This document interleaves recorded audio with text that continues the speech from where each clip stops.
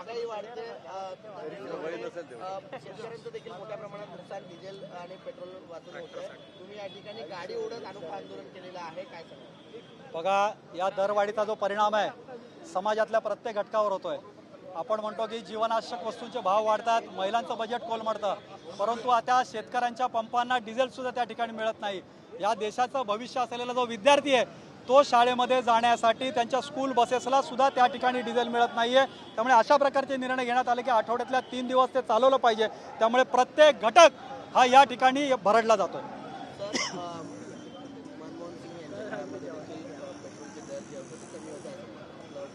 मनमोहन सिंगांच्या काळामध्ये साड्या दराने प्रति बॅरल आम्ही त्या ठिकाणी घेत होतो, परंतु त्याच्यावरती सबसिडी देऊन ही भारतातली जनता यांना कमी दराने देत होतो. किंबहुना त्याच्यापेक्षा सुद्धा कमी दर या ठिकाणी आहे, तरीसुद्धा हे सरकार चढ्या दराने देत आहे. या आधीसुद्धा यांनी चढ्या दराने विकलेलं आहे आणि चढ्या दराने विकून करोडो रुपयाचा प्रॉफिट त्या ठिकाणी त्यांनी केलेला आहे.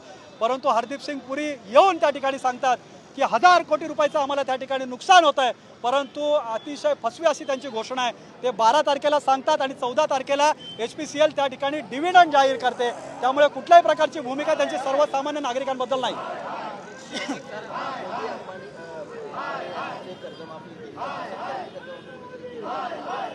शेतकरी जो आहे तो डिझेल आणि पेट्रोल वाचून त्रस्त झाले.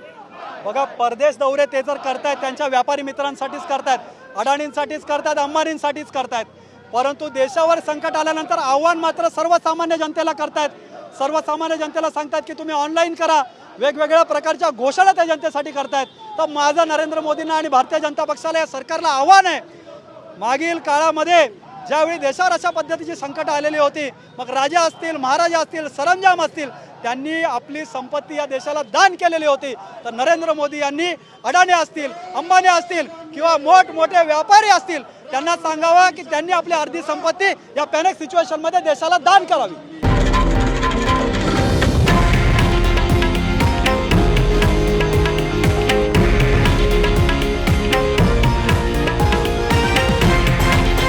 हे आहे देशातील नंबर 1 न्यूज नेटवर्क आणि आपण पाहत आहात TV9 मराठी, एकमेव.